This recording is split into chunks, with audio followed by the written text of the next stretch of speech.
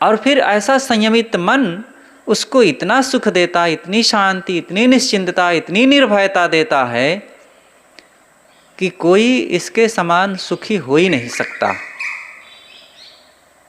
इसलिए मन के लिए सद्गुरु विशाल साहेब ने उपदेश दिया है।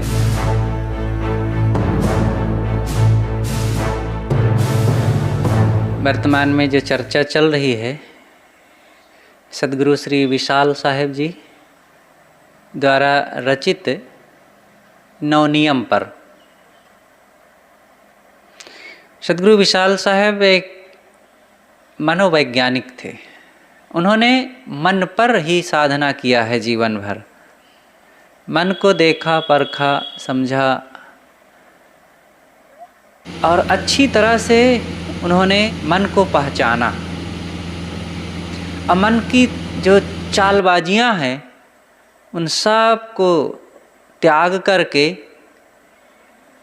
मन की उस शक्ति को, उसकी बहादुरी को और उसकी जो संपत्ति है त्याग, अनाशक्ति, इसको उन्होंने खूब कमाया। और यही साधक का कर्तव्य है, यही साधक का धन है, यही हम सबको भी करना चाहिए। मनुष्य के जीवन में मन ही इसकी सबसे बड़ी उन्नति है और सबसे मूल्यवान चीज है। मन के कारण ही मनुष्य को मनुष्य कहा जाता है। मननात् मनुष्यः। मनन, संसार में सभी प्राणियों के पास मन है, लेकिन मनुष्य के पास जो मन है ये बड़ा अद्भुत है। अन्य प्राणी तो थोड़ा सा मनन करते हैं, वो अपने घोंसले को, अपने स्थान को, रहने की जगह को, बिल को, गुफा को, मांद को, खूंटे को, इतना सा वो मनन कर लेते हैं। क्या खाना है खोज खाज के खा लेंगे, थोड़ा सा सोचते हैं, ज़्यादा नहीं। लेकिन मनुष्य के सोचने का दायरा बहुत ज़्यादा है, रात दिन सोचता है। और इस सोचने में अगर व्यवस्था न दिया जाए तो फिर इसीलिए मनुष्य का मन खुराफात सोचता है। और जब खुराफात सोचता है तो बहुत दुख पाता है, बहुत वासनाएं बढ़ा लेता है और बहुत संसार में भटकता है। और फिर इसी संस्कार के कारण वो जन्मों जन्मों दुख भोगता है। लेकिन इसी मन को मनुष्य जब संभाल लिया, सुव्यवस्थित कर लेता है, तो मन को सद्गुणों से, ज्ञान, बोध और संयम साधना के बल से इतना मजबूत बना लेता है कि फिर जैसा चाहता है, जो चाहता है उसी पर सोचता है। और फिर ऐसा संयमित मन उसको इतना सुख देता, इतनी शांति, इतनी निश्चिंतता, इतनी निर्भयता देता है कि कोई इसके समान सुखी हो ही नहीं सकता। इसलिए मन के लिए सद्गुरु विशाल साहेब ने उपदेश दिया है। और दूसरे नियम में यही बात साहेब कहते हैं, मन संकल्प करे नहीं पूरा, जान के बंध तजे ते ही सूरा। मन में संकल्प विकल्प की बाढ़ सदैव होती ही रहती है, लेकिन बिना विचार किए कोई भी संकल्प उठ जाए तो उसको पूरा करने के चक्कर में नहीं पड़ना चाहिए साधक को, बल्कि ऐसे संकल्पों को बंधनदायी समझ करके उसका त्याग कर देना ही शूरवीरता है। अक्सर साधारण संकल्प अथवा व्यर्थ के ही संकल्प उठते रहते हैं। जब विचार पूर्वक साधना करते हैं और अच्छी संगति, अच्छे अध्ययन मनन से मन काफ़ी शुद्ध जाता है, पवित्र हो जाता है, तब अधिकतम अच्छे संकल्प उठते हैं। और जो साधना, संयम, सत्संग, गुरु भक्ति का सहारा नहीं लेता है, तो उसके मन में तो बस स्वाभाविक जो उठ रहे हैं, अस्वाभाविक क्या उठेंगे? बिना संयम साधना की शक्ति को बढ़ाए स्वाभाविक तो इंद्रियों के संस्कार जो भोगे जा रहे हैं और वो इच्छाओं से संपन्न जो संस्कार हैं वही तो उठते रहेंगे। इसलिए अच्छे संस्कार बनाना चाहिए और मन को सदैव सत्संग और ज्ञान बोध के बल से मजबूत करना चाहिए। तो सद्गुरु कहते हैं, मन संकल्प करे नहीं पूरा, जान के बंध तजे तेहि सूरा। मन के संकल्पों को पूरा करने के चक्कर में ना पड़े। मनुष्य का मन इसको इतना सुख दे सकता है कि दुनिया में कोई धन, कोई व्यक्ति और कोई स्थान और कोई संपत्ति, कोई भी चीज़ इतना सुखी नहीं बना सकता है। अगर इसी मन को संयमित कर लिया जाए, व्यवस्थित कर लिया जाए, इसकी कमाई कर लिया जाए तो। और मनुष्य का मन इतना दुख दे सकता है कि जितना एक दुश्मन भी दुख नहीं दे सकता। तो मन को संभालना चाहिए। सद्गुरु कहते हैं, एक साधे सब साधिया, सब साधे एक जाए, जैसे सींचे मूल को फूले फले अघाए।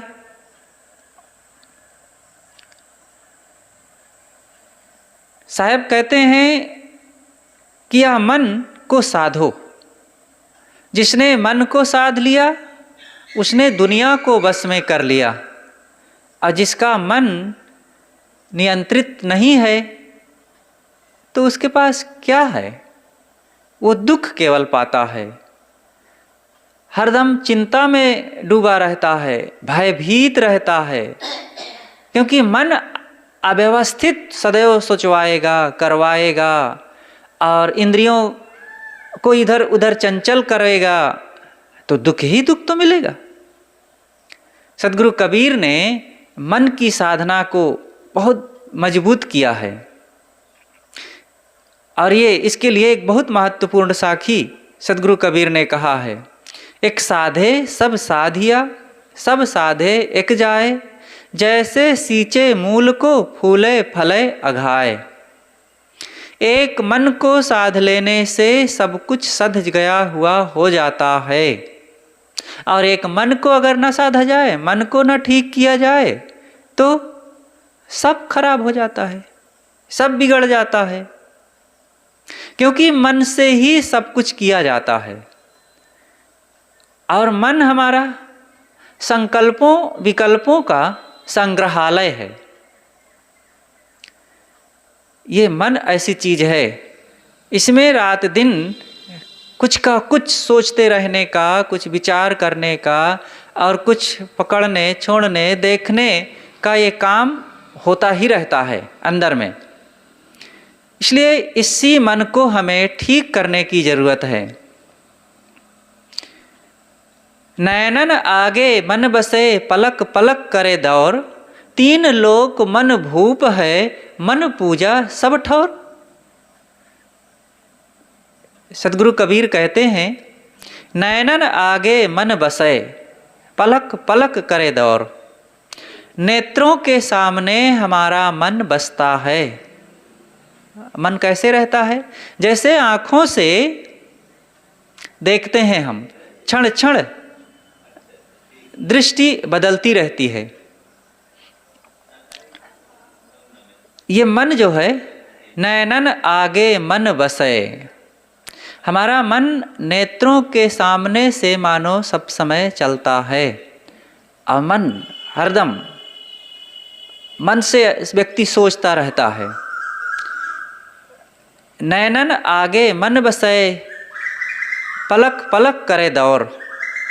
यह मन क्षण क्षण जैसे आँखों से यहाँ देखे, यहाँ देखे, इधर देखे, ऐसे ये मन है। एक बात सोचा, वो बात सोचा, और बात सोचा, और ये हरदम क्षण क्षण बदलता है। बिल्ली क्या करती है, आप लोगों को अनुभव होगा। घर में बिल्ली रहती है, कहीं इधर चली गई, उस कमरे में चली गई, रसोई में चली गई, आंगन में चली गई, फिर वहाँ बैठी है, फिर उधर देखती है, फिर धीरे से इधर देखती है। ये मन की चाल है। तो साहब कहते हैं कि इस मन को पहचानो। नैनन आगे मन बसे, नेत्रों के सामने से हमारा मन बसता है।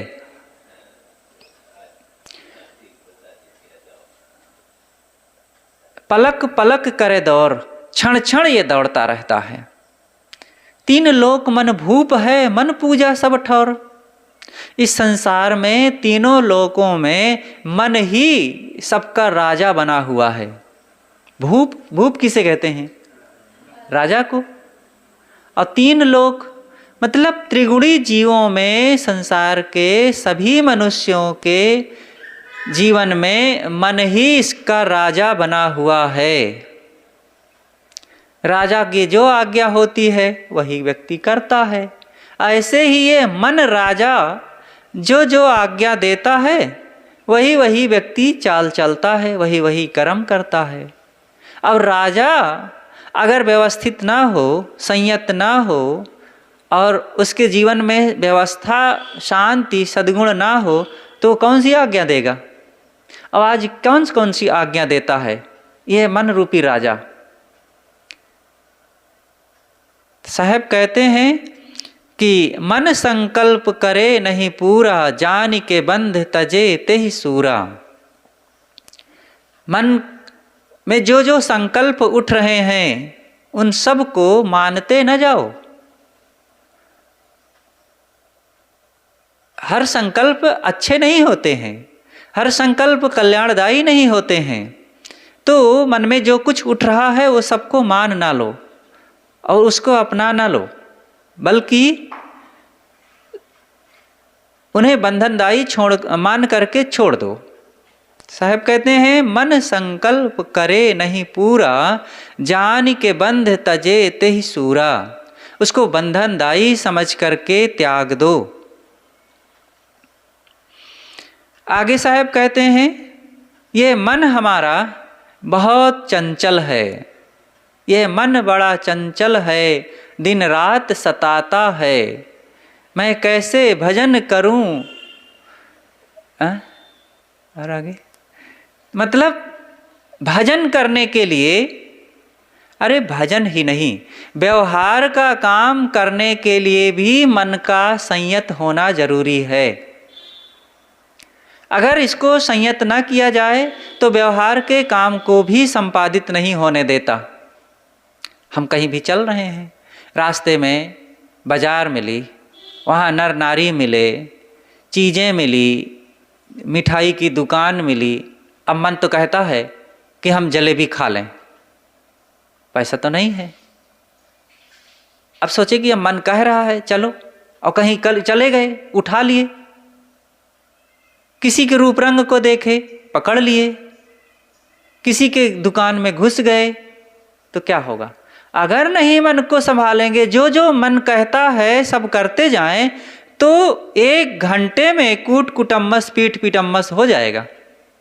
मन को तो सब रोकते ही हैं, लेकिन मजबूर होकर के रोकते हैं। ऐसी आदत, ऐसी सावधानी, ऐसा विवेक हमें अपने मन में जागृत रखना चाहिए कि ये सब प्रलोभन, आसक्ति, मोह के भाव जगे ही नहीं। ये है मन से सावधान रहने का फल। सजग रहें। सजग हम मन से क्यों न रहें? विशाल देव ने कहा है एक जगह, सजग हम मन से क्यों न रहें, मन से हम सावधान क्यों न रहें। कौन सा लाभ है असावधान होने में? असावधानी में तो बहुत लाभ है। सावधान रहने से मन पवित्र रहता है, शांति मिलती है, संतोष मिलता है, गलत नहीं होता है कुछ कर्म, व्यवहार अच्छा रहता है। तो मन से सावधान रहो, मन से खबरदार रहो भाई। स्वामी रामतीर्थ की बात है। वे कहीं जा रहे थे, रास्ते में देखे कि ठेला में बहुत अच्छे अच्छे कश्मीरी सेब बिक रहे थे, लाल लाल बड़े बड़े सुंदर। और उनका मन जो है टाएं टाएं करने लगा कि सेब खाना चाहिए, बहुत अच्छा है, बहुत मीठे हैं। तो अब पैसा तो नहीं थे, और ऐसे उठा लें तो फिर बाबा जी नहीं रह जाएंगे। अब बहुत मन परेशान कर रहा। आश्रम आ गए, अपने शिष्य से कहे कि जाओ 5 किलो सेब खरीद लाओ। पैसा लेकर के गया और ख़रीद करके लाया और कहा कि लाओ मेरे कमरे में धर दो। धर दिया गया। अब बैठ गए, शाम को बैठ गए और मन बार बार कहता है कि सेब खा लूँ, लेकिन फिर अंदर से कहते नहीं, तुमको सेब नहीं दूंगा। और यही करते करते सुबह हो गई, एक सेब भी नहीं खाए। और अंततः सुबह सारा सेब सभी संतों में दे दिए और कहें गुरुजी आप सेब खाए नहीं? कहे नहीं, आज मेरी लड़ाई चल रही थी मन के साथ। ये मन सेब खाने के लिए कल से परेशान कर रहा है और मैं सेब मंगवाया भी, लेकिन मैंने सोचा कि इस मन से मुझे हारना नहीं है। ये मन जो मेरा बनाया हुआ है ये मुझसे बड़ा हो जाए और मैं इसके सामने छोटा हो जाऊं। और आज उस लड़ाई में मेरी विजय हो गई और ये विजय का प्रसाद है, ले जाओ सबको बांटो और सब लोग खाओ। तो ये इस प्रकार से मन को जब मजबूत किया जाए तब मन मजबूत होता है। और जो जो मन में उठे सब पूरा करने लग जाएं, तब तो मन का न जाने क्या क्या इच्छाएं बढ़ने लग सकती है। ये मन ऐसी चीज है कि इसके पास सोचने की कमी नहीं है। आज एक चीज को पूरा करो, कल ये दूसरी चीज मांगेगा, तीसरी चीज मांगेगा। जो जो इसको पूरा करते रहोगे और आगे बढ़ता जाएगा। तृष्णा अग्नि परलय की तृप्त न कबहू होए, सुर नर मुनि और अंक सब भस्म करत हैं सोए। ये ऐसा है मन, ये प्रलय की अग्नि इसमें है और जितना दे दो और बढ़ता है। कभी इसमें शांति संतोष का नाम नहीं होता। इसलिए इस मन पर विजय प्राप्त करने की जरूरत है, मन को सुव्यवस्थित करने की जरूरत है। और ये तभी इसकी शुरुआत होती है जब हम संकल्पों को त्यागें। मन संकल्प करे नहीं पूरा, जो जो मन में उठे हर संकल्प की परीक्षा करो। परीक्षा से जो सही और उचित कल्याणकारी सिद्ध हो उसी को पूरा करो, अन्यथा सबको छोड़ते जाओ। करे नहीं पूरा जान के बंध तजे तेह सूरा। और जो व्यर्थ के निरर्थक संकल्प हैं उसको बंधनदायी समझ करके छोड़ दो। छोड़ना भी एक बहुत बड़ा काम है, साधना। पकड़ना ही सब कुछ नहीं है, हर चीज पकड़ते रहने से काम नहीं बनता है, छोड़ना भी जरूरी होता है। छोड़ो, नहीं तो बढ़ता जाएगा मन। अच्छाई की तरफ करो, अच्छे रास्ते पर चलो। मन में कोई अच्छे काम करने के लिए जब विचार उठते हैं तो एक तरफ मन उकताता है, कल कर लेंगे, बाद में कर लेंगे, समय से कर लेंगे। अरे और लोग तो कर ही रहे हैं। देखो ये बहानेबाजियां नहीं होनी चाहिए मन के साथ। साधना के लिए मन में सही रास्ता, सही काम करने के लिए सजगता पूर्वक हम मुस्तैद रहें और तुरंत उसको अंजाम देने के लिए सोचें। आज थोड़ी सी ढिलाई, कल बड़ी सी ढिलाई हो जाएगी। जापान की घटना है, एक बहुत बड़े जगह में वो पशुपालन होता था, वहाँ पर घोड़े पाले जाते थे। तो उन घोड़ों का जो रखवाला था वो रात में जाकर के भी निगरानी करता था।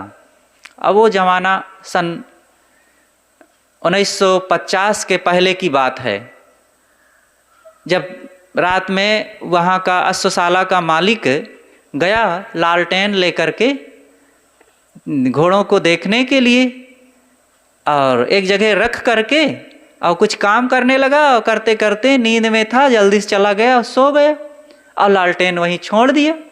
और घोड़े पिछड़ते हुए आए और उसमें उनके पैर लग गए और गिर गई लालटेन, और मिट्टी का तेल फैल गया, और पास में रखे हुए चारे में आग लग गई।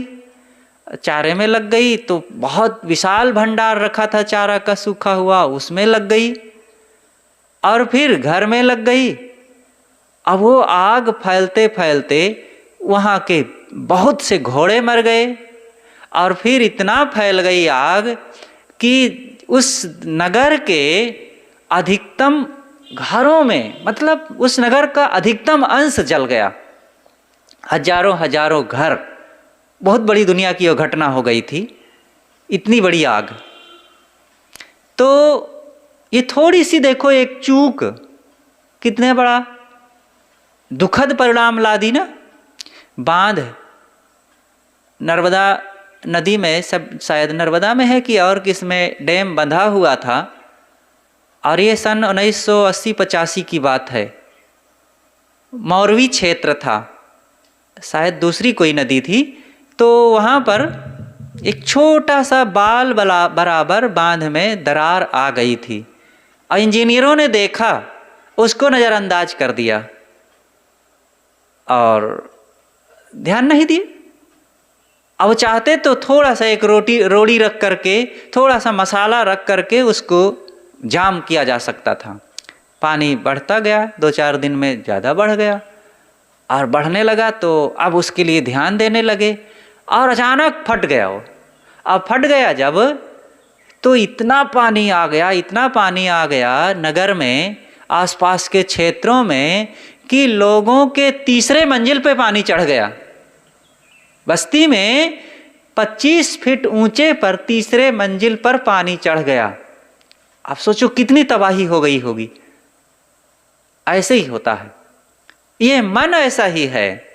ये मन में संकल्प उठते हैं, और अगर इसको सावधान न रहा जाए तो कल कौन से संकल्प उठ जाएंगे और वो क्या करवा डालेंगे हमें, कह नहीं सकते।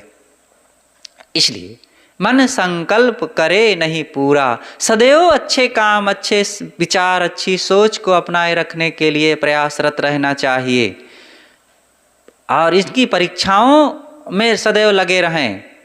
हर संकल्प को पूरा करने के लिए न सोचो, ये न सोचें कि हमारे मन में जो उठ रहा है अच्छा ही, हम तो अच्छे ही सोच, हम तो साधु ही हैं, सब अच्छा ही तो सोचेंगे हम। साधु ओधु मन नहीं देखता है। साधु का काम है कि साधता रहे, मन को पहचानता रहे, उसकी तरंगों को देखता रहे। नहीं तो बड़ा बारीक है मन, बड़ी बारीकी से चुपके से कुछ का कुछ सोच लेता है। पानी ते अति पातला, धुआं ते अति झीन, पौनो ते उतावला, सो दोस्त कबीरन कीन।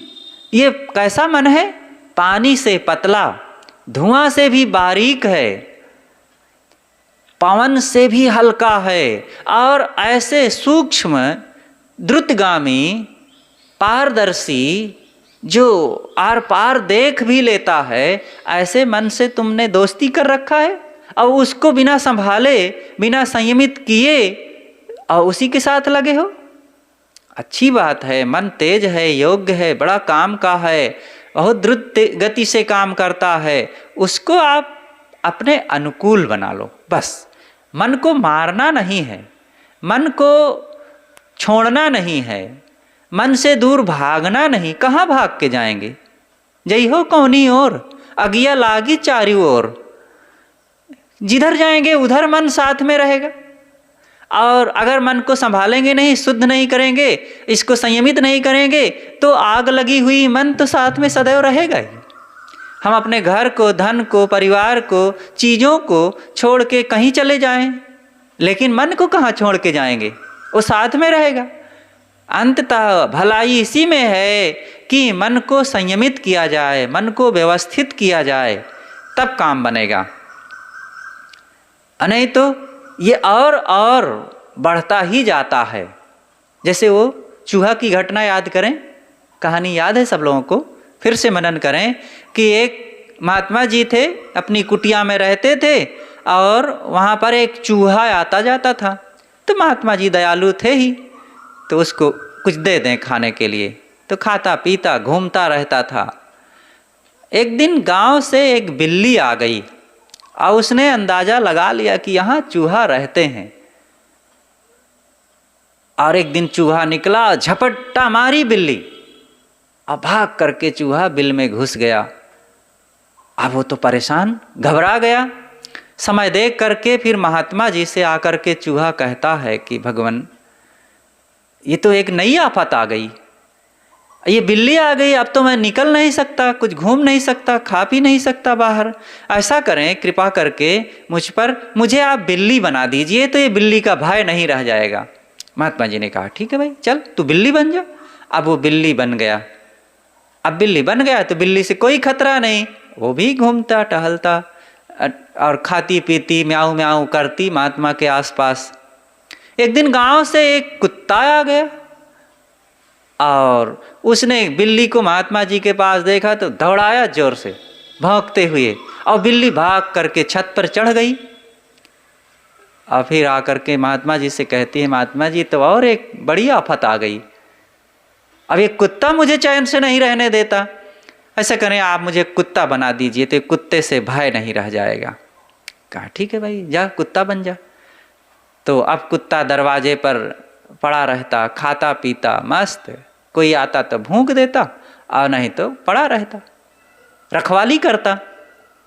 एक दिन की बात, जंगल से एक मस्त हाथी निकला उधर से, और कुत्ता देख करके हाथी को तो कहा, ओ कितना बड़ा जानवर, अगर हाथी बन जाए तो कोई भय ही ना रह जाए। आ करके महात्मा जी से कहता है, भगवान आप मुझे हाथी बना दीजिए, हाथी बन जाने में बड़ा सुख है। तो महात्मा जी ने कहा ठीक है भाई, जा हाथी बन जा। अब वो हाथी बन करके आप घूम टहल रहा है, मस्त झूमता रहता है, किसी से कोई डर नहीं है। एक दिन राजा और मंत्री भ्रमण करने के लिए निकले, देखे कि एक बड़ा बढ़िया सुंदर मस्त हाथी। राजा ने मंत्री से कहा कि मंत्री ये हाथी को फंसाया जाए, ये सवारी करने लायक है, बहुत बढ़िया है। तो लोगों को राजा ने भेजा और लोग आए और हाथी को फंसा लिए, सिखाया गया। और सिखाने के पश्चात एक दिन राजा और रानी हाथी पर सवार होकर के चल रहे थे। अब हाथी सोचता है कि राजा बैठा है, कोई बात नहीं, ये रानी मेरे पीठ पर बैठी है, ये ठीक नहीं है। और अपनी पीठ को जोर से हिलाया, राजा रानी दोनों धड़ाम से गिर पड़े। और जब दोनों गिरे तो राजा उठा संभालते हुए और तुरंत रानी को झाड़ने लगा, उसके कपड़ों को ठीक करता है और संभालते हुए कहता है कि तुम्हें कहीं चोट तो नहीं लगी। हाथी बगल में खड़ा देख रहा था, कहा ओ रानी बनने में बड़ा सुख है, जिसकी सेवा राजा भी करता हो वो रानी कितना न सुखी होगी। और आकर के महात्मा जी से कहता है हाथी कि भगवान मुझे रानी बना दीजिए, रानी बनने में बड़ा सुख है। तो महात्मा जी कहते हैं चल फिर चूहा बन, तो ये तेरी इच्छा खत्म होने वाली नहीं है। फिर चूहा बन गया। देखो मन की इच्छाएं कभी कम होने वाली है, और मन के सारे संकल्पों को ऐसे पूरा करते जाएं तो कभी चैन मिलेगी। इसीलिए सदगुरु विशाल साहब कहते हैं कि मन संकल्प करे नहीं पूरा, अजान के बंध तजे ते ही सूरा। इसलिए हे सूरवीर, तुम सूरवीर हो, लेकिन अपनी सूरवीरता को पहचानो। जब तक पहचानेंगे नहीं तब तक कायर बने रहेंगे, और ये मन रगड़ता ही रहेगा, आपको कमजोर करता ही रहेगा, परेशान करता ही रहेगा। मन के पास स्वाभाविक कभी भी वो ताकत नहीं है कि आपको सुखी बना दे, क्योंकि योगो ही प्रभो अप्यो, एक महान दार्शनिक ने कहा है योग प्रभो और अपाय रूप है। प्रभो माने ऊपर उठना और अपाय माने नीचे गिरना। मन उठने और गिरने वाला है। अगर मन को सावधानी पूर्वक विवेक, विचार, ज्ञान, भक्ति, सत्संग, साधना, सेवा में लगाए रखेंगे तो मन पवित्र रहेगा और मन सदैव सजग रहेगा, आपको बड़ा खुशियाँ, आनंद, शांति, निर्भयता, प्रसन्नता देता ही रहेगा। लेकिन अगर मन से ढीले हो गए, लापरवाह हो गए और मन में उठ रहे संकल्प विकल्पों को पूरा करने के चक्कर में पड़ते ही रह गए तो फिर मन वहाँ पहुँचा देगा जहाँ नीचे से नीचे स्तर में पानी भी नहीं पहुँच सकता। पानी देखो कहाँ नहीं पहुँचता, नीचे से नीचे, गंदे से गंदे जगह में पानी पहुँच सकता है, ऐसे मन पहुँच जाता है। इसलिए जैसे पानी को ऊपर उठाए रखने के लिए पाइप का सहारा देना पड़ता है, मोटर का सहारा देना पड़ता है, बिजली का सहारा देना पड़ता है, तब टंकी में पहुंचता है और फिर पाइप के माध्यम से जब पानी नीचे आता है तब व्यवस्थित काम का पानी होता है। जितना चाहो उतना ही वो निकलता है और फिर कहीं पीने के लिए, कहीं नहाने के लिए, कहीं भोजन बनाने के लिए, तो कहीं कपड़े धोने के लिए, मकान धोने के लिए, सब के लिए काम आता है। इसी प्रकार जब ज्ञान, बोध, विचार की शक्ति से मन को ऊपर चढ़ा लिया जाता है, ऊर्ध्वगामी हो जाता है, तब फिर इसी संतुलित मन से जो करेंगे वह अच्छा होगा, वह कल्याणदायी होगा। इसलिए मन के संकल्पों को पहचाने। क्षण में तो होता है किसी ने कुछ कह दिया तुरंत जवाब दे दें, ये संकल्प उठा, जवाब देने का मन होता है, लड़ जाएं, इनको हम उठा के पटक दें, ऐसा मन में होता है, गाली दे दें, क्रोध में कुछ का कुछ बोलने का मन होता ही है, संकल्प उठता ही है। मन में ऐसे क्षण में संकल्प उठा कि लोभ उठा, किसी के घर में गए, कोई चीज़ देखे, उठा के जेब में डाल लें, झोले में डाल लें। बहुत लोगों की आदत होती है। हम इलाहाबाद प्रीतम नगर में थे तो कबीर नगर जा रहे थे, रास्ते में देखे कि ठेला में एक व्यक्ति सब्जी बेच रहा है। एक महिला आई और सब्जी तौलवा रही है, और वो तौलने में लगा है, ये उठा उठा करके कहीं आलू तो कहीं तोरई अपने साड़ी में छिपाती जा रही है। हम देखे, देखो ऐसा मन होता है, अरे दुईठो आलू, दुईठो तोरई और भिंडी कुछ छिपा लोगे तो क्या हो जाओगे, लेकिन ऐसा करके अपने मन को तो खराब कर रहे हैं। बहुत ऐसी आदत होती है अनेक ढंग की, ये लोभ की आदत। ये लोभ ही मन जो है एक पैसा बढ़ जाए और ऐसा करके लोगों को परेशान करता रहता है, मिलावटबाजी करता रहता है। ये बनिया लोग दुकानों में क्या करते हैं, थोड़ा थोड़ा लोभ करके और कितना अनर्थ करते हैं। खाने पीने की चीज़ों में मिलावटबाजी कर देते हैं, दवाइयों में मिलावटबाजी कर देते हैं, और ऐसा करके समाज के साथ बहुत बड़ा अत्याचार करते हैं और अपने मन को खराब करके दोषी बनाते हैं, कुसंस्कार इकट्ठा करते हैं। इसलिए इन संकल्पों को पूरा ना करो, बल्कि मन की परीक्षा करते रहें। अगर पूरा करना है तो ज्ञान को पूरा करो, भक्ति को पूरा करो, सेवा को पूरा करो, वैराग्य को पूरा करो। मन में ये भी तो संकल्प उठते हैं, इसके लिए हम ढीले बने रहते हैं। मन में त्याग की शक्ति आई और हुआ कि नहीं, इसको नहीं करना चाहिए, दोनों बातें हैं।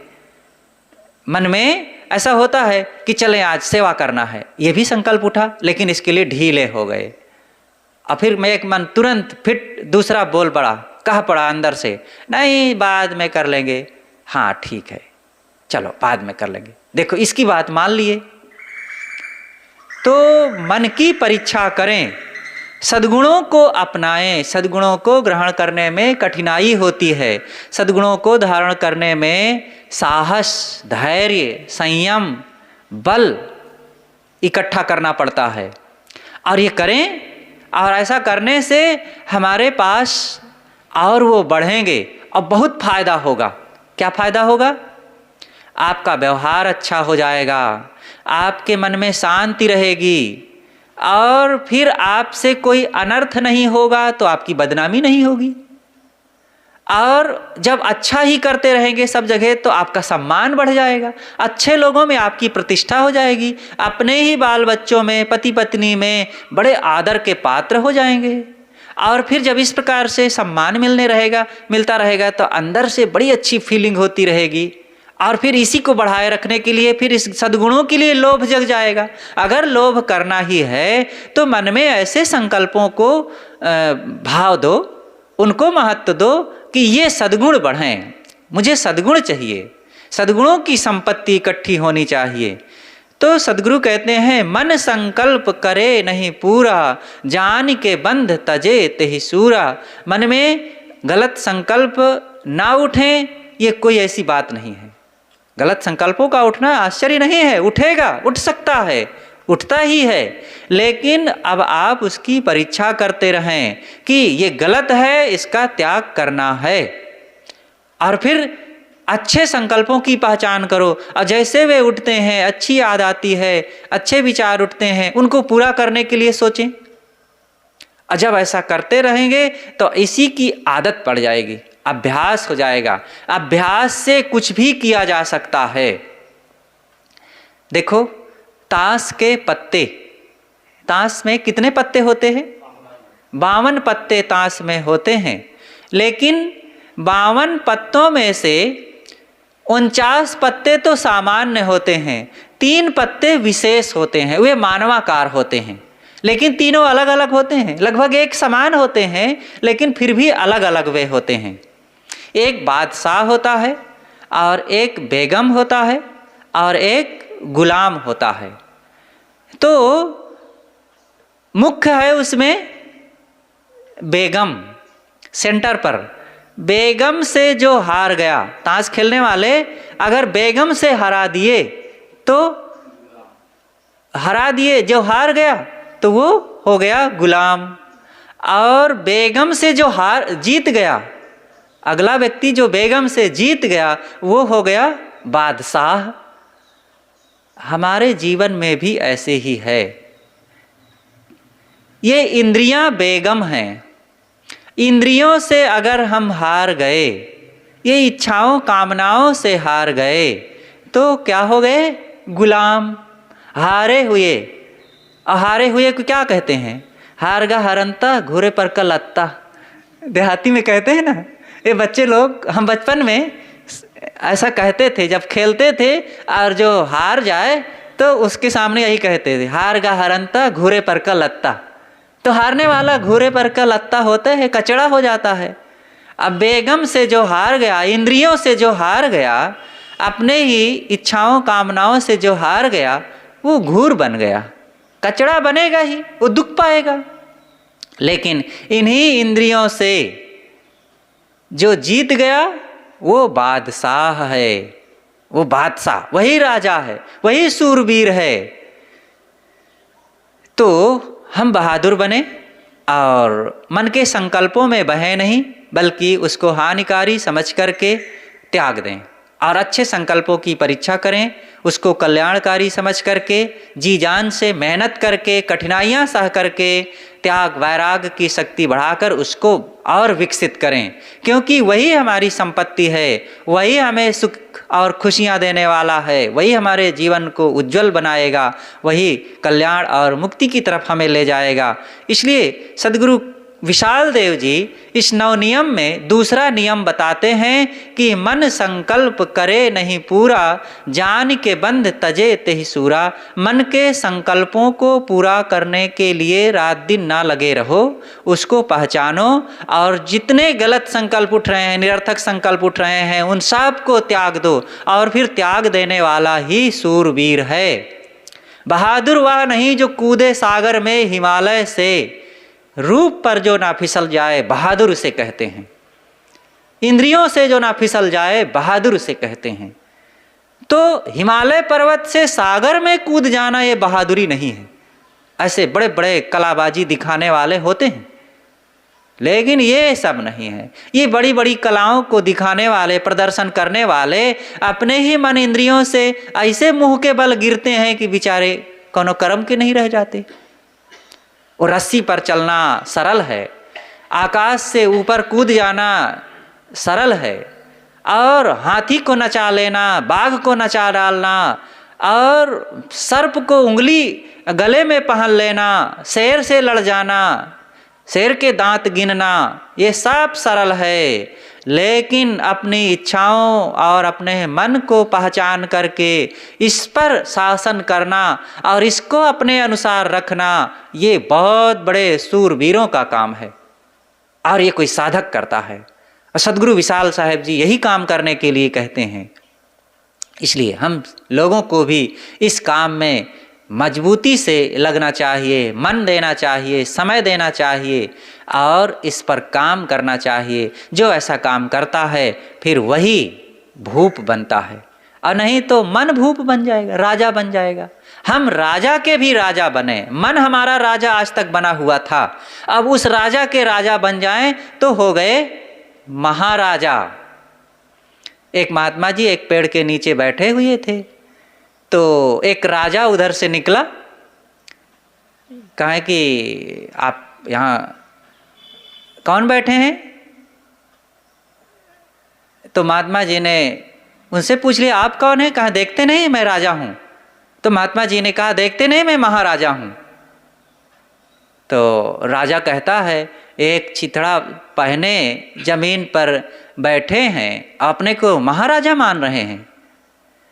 तो महात्मा जी ने उनसे पूछ लिया कि अच्छा तो ये बताओ तुम और धन चाहते हो कि नहीं, और राज विस्तार चाहते हो कि नहीं, और खजाना चाहते हो कि नहीं, और अपने रंगमहल में रानियां चाहते हो कि नहीं? कहे हाँ जरूर बेशक चाहता हूँ। तो कहा इसीलिए तो मैंने तुम्हें कहा कि तुम राजा नहीं हो, तुम दीन हो, और मैं कुछ नहीं चाहता हूँ। मैं अपने मन पर अधिकार रखता हूँ और इच्छाओं का त्याग करता हूँ, इंद्रियों पर शासन करता हूँ, संकल्प विकल्पों से ऊपर हूँ, और मेरे मन में कोई राग द्वेष नहीं है, मुझे कोई दुनिया की चीज़ें नहीं चाहिए, इसलिए मैं महाराजा हूँ। तब राजा को लगा कि ओ ये जमीन पर भले बैठे हैं और साधारण कपड़ा भले पहने हुए हैं, लेकिन सचमुच यही शहंशाह है। इसीलिए सदगुरु कबीर ने कहा है चाह गई चिंता मिटी मनुआ बेपरवाह, जिनको कछु नहीं चाहिए सोई शहंशाह। ये चाहनाओं को त्याग करना ही शहंशाहत है। इसलिए सदगुरु विशाल देव का ये वचन बड़ा ही महत्वपूर्ण है कि मन संकल्प करे नहीं पूरा, जान के बंध तजे तेहि सूरा। तो हम सूरवीर बने और अपने मन का ये काम करें। बस बोलिए सद्गुरुदेव की जय।